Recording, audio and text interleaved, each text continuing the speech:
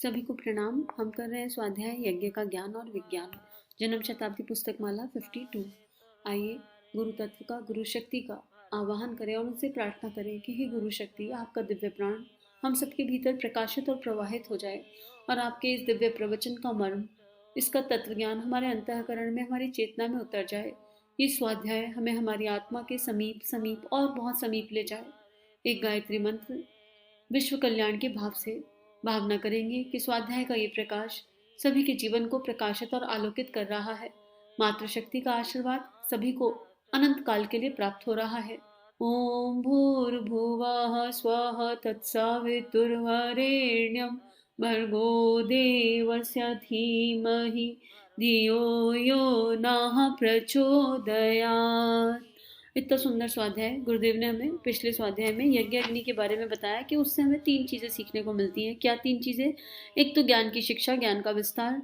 दूसरा, यज्ञ अग्नि से हमें सीखने को मिलता है कि हमें ऊपर की ओर चलना चाहिए, हमेशा हमारा लक्ष्य ऊंचा होना चाहिए, हमारी अप्रोच पॉजिटिव होनी चाहिए। और तीसरा, कर्मयोग, कर्म का विस्तार। हम जो भी ज्ञान प्राप्त हो रहा है हम उसे आगे बढ़ाएं, आगे फैलाएं और साथ ही अपने कर्मों का भी हमेशा आकलन करें, ध्यान करें। आगे गुरुदेव कह रहे हैं, उसी तीसरे पॉइंट को गुरुदेव और एक्सप्लेन कर रहे हैं। गुरुदेव कह रहे हैं हम कौन हैं? हम इंसान हैं। क्योंकि हम मनुष्य हैं तो हम प्रगतिशील हैं। इस समाज में केवल मनुष्य योनि तो ऐसी है जो प्रगति कर सकती है, बाकी किसी योनि में तो कोई प्रगति है ही नहीं। सब पेट और प्रजनन की योनि है, खाना पीना सोना और जीवन समाप्त, यानी भोग योनि है। और इसलिए क्योंकि हम प्रगतिशील हैं, हम मनुष्य हैं, तो हमारे पास हमारा विचार है, चिंतन है, हमारी आस्थाएं हैं, हमारी मान्यताएं हैं, हमारे आदर्श हैं और हमारा ये सब जो हमारा पैकेज है कंप्लीट, ये हमेशा कंप्लीट पैकेज हमेशा ऊंचा रहना चाहिए। हमें मनुष्य होने का गर्व होना चाहिए, गौरव होना चाहिए और हमारे आसपास के लोगों को भी हमारे उस गौरव की वाइब्रेशन प्राप्त होनी चाहिए। हम ये गर्व से कह सकें कि हाँ, हम मनुष्य हैं। अब उसके बाद गुरुदेव क्या कहना चाह रहे हैं कि बहुत सारा दबाव पड़ेगा हर जगह से। जब भी हम किसी श्रेष्ठ रास्ते पर चलते हैं, कभी हम अपने प्रिंसिपल्स और वैल्यूज को फॉलो करना चाहते हैं, तो दबाव देने वाले बहुत लोग होंगे और हर ओर से होंगे। लेकिन हमें अपने वैल्यूज और अपनी प्रिंसिपल्स से, अपने चिंतन से कभी भी कॉम्प्रोमाइज नहीं करना चाहिए। आप गुरुदेव का जीवन सोच के देखो ना। 14 वर्ष की आयु में जब गुरुदेव ने कहा कि मैं नमक नहीं खाऊंगा, मीठा नहीं खाऊंगा, इतनी साधना करूंगा, तो कितना ही प्रेशर, कितना ही दबाव गुरुदेव के ऊपर रहा होगा। लेकिन उन्होंने कहा नहीं, मैं अपनी वैल्यूज और अपने प्रिंसिपल्स को फॉलो करूंगा और उन्होंने कभी कॉम्प्रोमाइज नहीं किया। इतने कठिन कठिन निर्णय लिए। जब गुरुदेव ने शरीर त्यागा तो माता जी ने नादियोग की बेल बजवा दी समय से। क्यों? क्योंकि समय बहुत इंपॉर्टेंट है। ठीक है, गुरुदेव चले गए, लेकिन गुरुदेव स्थूल शरीर को छोड़ के गए, सूक्ष्म से अभी भी हैं। तो बड़ा भारी कलेजा चाहिए। अपने वैल्यूज और प्रिंसिपल से कभी कॉम्प्रोमाइज नहीं करना है। कोई आदमी आए, कोई आपको कुछ कहे, लेकिन हम सब कुछ करेंगे, हम भगवान के आगे सिर झुकाएंगे। हमसे कुछ अनुचित हो गया, कुछ गलत हो गया तो हम क्षमा मांग लेंगे, उसमें कोई हमें दिक्कत नहीं है। हम यहाँ पर क्योंकि अभिमान की या अहंकार की बात नहीं हो रही, यहाँ पर भीतर की अंतःकरण की दिव्यता की बात हो रही है। और ये सब चीजें, हमारी आस्थाएं, हमारी मान्यता, हमारे आदर्श, ये जो हमें गुरु से मिले हैं धरोहर के रूप में, ये हमारे अंतःकरण का गहना है।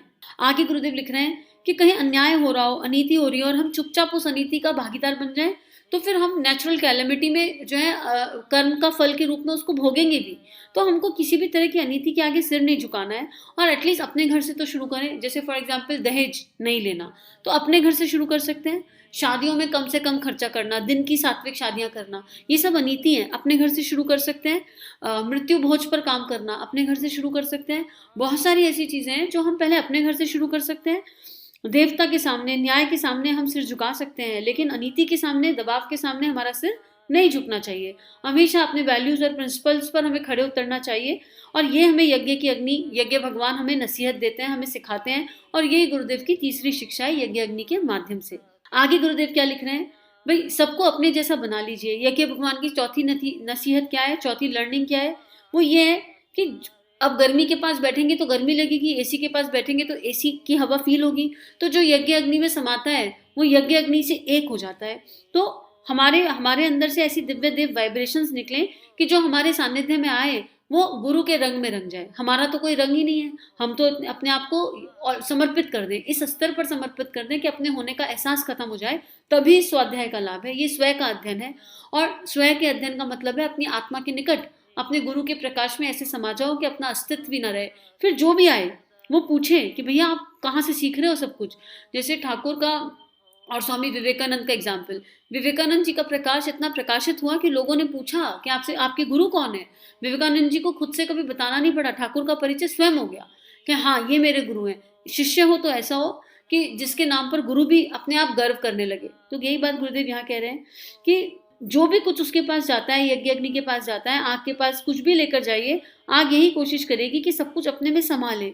आप लकड़ी आग में डाल दीजिए, वह अपने में समा लेगी। पत्थर डाल दो, अपने में समा लेगी। जो भी चीज डालो, बुरी से बुरी, अच्छी से अच्छी, अपने में समा लेगी।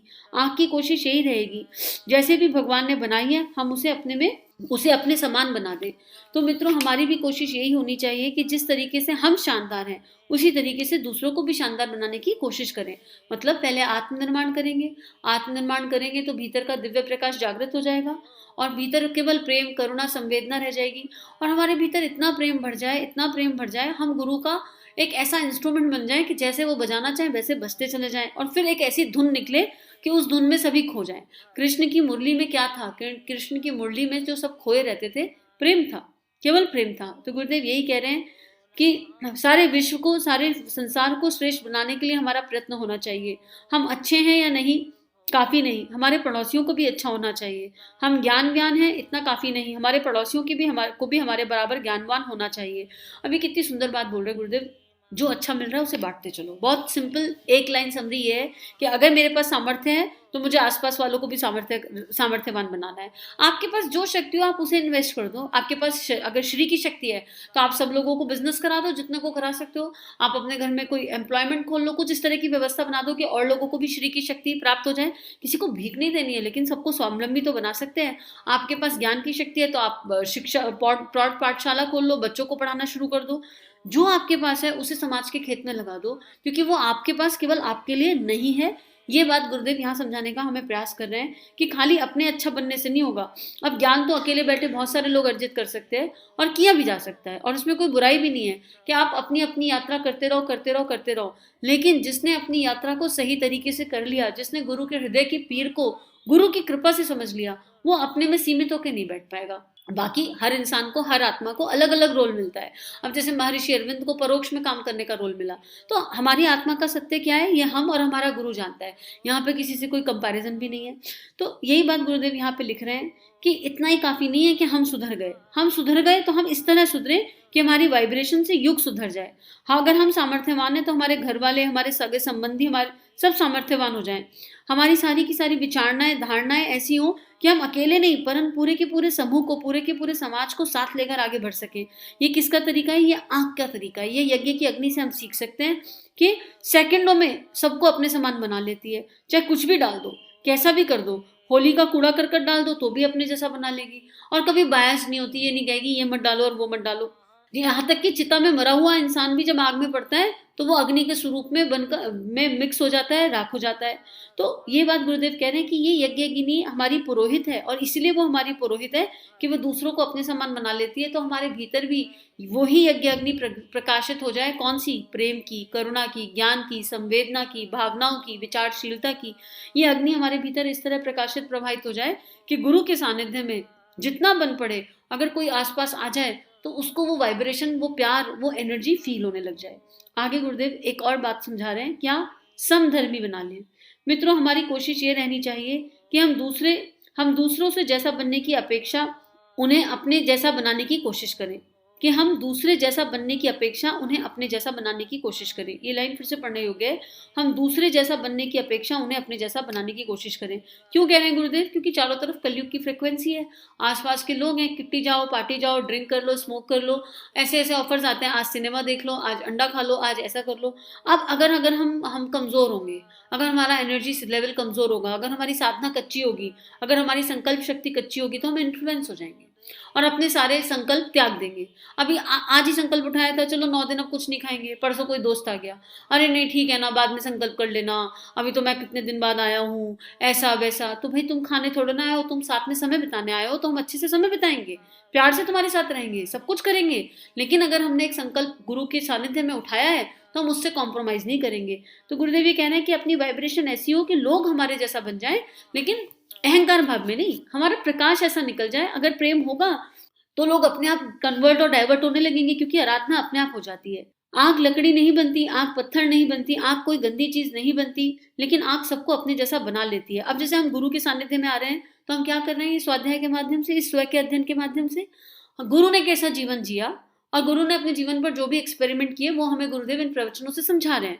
और हम स्वयं का अध्ययन करके देख रहे हैं कि हम कहाँ हैं और वो भगवान कहाँ पर है, हमारे गुरु कहाँ पर है, डिफरेंस कितना है, और इस डिफरेंस को हमको मीट करना है, इस डिफरेंस को हमको खत्म करना है।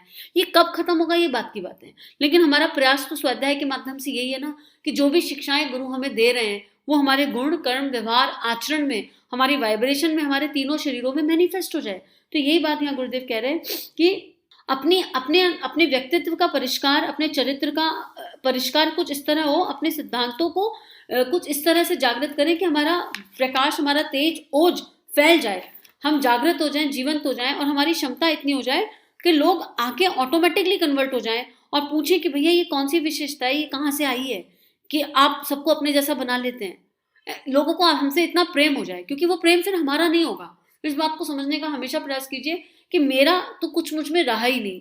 जब आत्मा ने दीक्षा ले ली, भावनात्मक लियो, स्थूल से लियो, सूक्ष्म से लियो, लेकिन अगर गुरु तत्व जीवन में आ गया तो फिर दी इच्छा, गुरु को सारी इच्छा समर्पित हो गई। अब ये जीवन गुरु का है, और जब जीवन गुरु का है तो फिर कुछ नहीं पता होगा कि कहाँ क्या कैसे घटित हो रहा है। तो गुरुदेव यही कह रहे हैं कि दूसरों को अपने जैसा बना लेने में जब समर्थ हो सके वही आपकी सबसे बड़ी विशेषता है। कौन सी विशेषता है? ये चौथे नंबर की विशेषता है, समाने वाली विशेषता। आज के लिए इतना ही स्वाध्याय, बहुत गुरुदेव ने सुंदर चिंतन कराया, और हम अपने जीवन को अब देख लें कि गुरुदेव ने क्या क्या विशेषताएं बताई। आज समधर्मी बनाने की बात बताई गुरुदेव ने, सबको अपने जैसा बना लें और किसी के जैसा बनने का प्रयास ना करें, क्योंकि एनर्जी में कलयुग है। और अगर कोई श्रेष्ठ मिल रहा हो तो किसी से श्रेष्ठ से सीखने में कोई बुराई नहीं। जैसे हम गुरुदेव से लगातार सीखते ही रहते हैं, तो ऐसे बहुत सारे लोग हमें मिलेंगे। तो अगर हमने ये सोच लिया किसी भी पल कि हमको सब कुछ आता है, तो गुरुदेव ने पहली शिक्षा में दी थी कि कभी ये मत सोचना कि सब कुछ आता है। तो हमेशा आंखें, विचार, भावनाएं खुली, क्योंकि हर आत्मा में ना कुछ बहुत अच्छा छुपा हुआ है। बस वो दृष्टि जाग जाए और सबकी अच्छाइयाँ दिखने लगे। जैसे ही सबकी अच्छाइयाँ दिखने लगेंगी, ऑटोमेटिक वो हमारे चिंतन में, चरित्र में, व्यवहार में आ जाएंगी। आज के लिए इतना ही। हम सभी का जीवन गुरु तत्व के दिव्य सूक्ष्म सानिध्य में मंगलमय है। सभी को प्रणाम।